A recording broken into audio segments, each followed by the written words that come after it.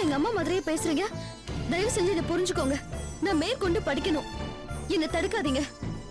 படிக்க முடியாதுன்னு தெரிஞ்சிருந்தா நான் கல்யாணத்துக்கு ஒத்துட்டு இருக்க மாட்டேன். சரி சரி, இப்ப என்ன? நீ படிக்கணும் அவ்வளவுதானே? நீ எவ்வளவு படிக்கிறியோ படி, போதுமா? தேங்க்ஸ் மாமா. அதை இப்படியெல்லாம் சொன்னா எனக்கு பிடிக்காது. வண்டியில உட்காரு. வண்டியில ஏறு, ஏதாவது ஒரு படத்துக்கு போவோம். படத்துக்கா? இப்ப வேண்டாம் மாமா, ப்ரொஃபஸரை பார்க்க போகணும். அதெல்லாம் நாளைக்கு பாத்துக்கலாம். வண்டியில ஏறு. வேண்டாம் மாமா, யாராவது பார்த்தா தப்பா நினைப்பாங்க. நீ என் அத்தை பொண்ணு, நான் உன் மாமா பையன். நமக்கு நிச்சயதார்த்தம் நடந்தது இந்த ஊருக்கே தெரியும். இதுல யாரு என்ன தப்பா நினைக்கிறது? நம்ம சினிமாவுக்கு தானே போறோம். இருந்தாலும் கல்யாணத்துக்கு முன்னாடி இப்படி தனியா சினிமாக்கு போறதெல்லாம் வேண்டாம் மாமா.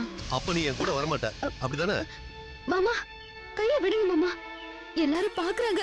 விடுங்க மாமா. ஏய், நான் கூப்பிட்ட வரமாட்டியா? போயிட்டு வா நீ. நில்லு சரண்யா. மாமா சொன்னா புரிஞ்சுக்க மாட்டீங்க. ரோட்ல ஏன் இப்படி அசிங்கமா நடந்துக்கிறீங்க? அவ்வளவு திமிர அவனுக்கு. பாத்துக்கிறேன்டி உன்ன.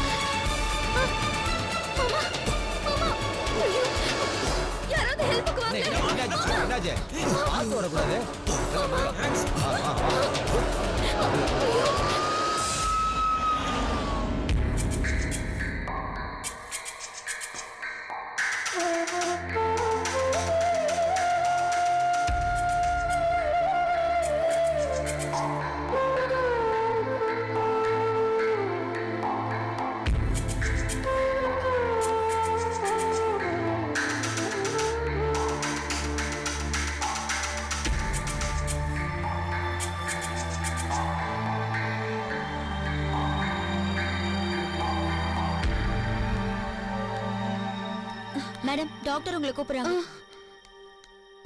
டாக்டர் வாமா, உட்காருங்க.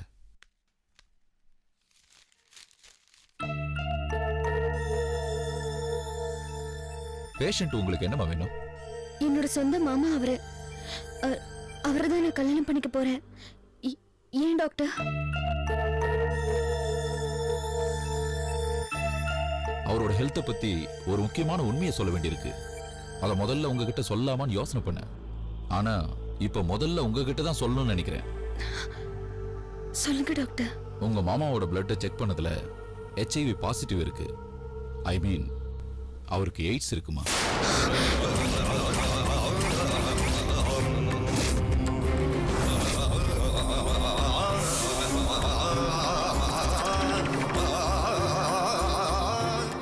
I am so sorry to say this.